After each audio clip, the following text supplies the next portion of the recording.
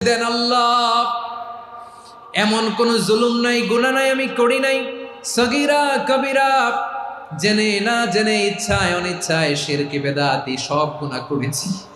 আল্লাহ, আকাশের নিচে জমিনের উপরে আমার চেয়ে বড় গুনাহগার আর কেউ নাই।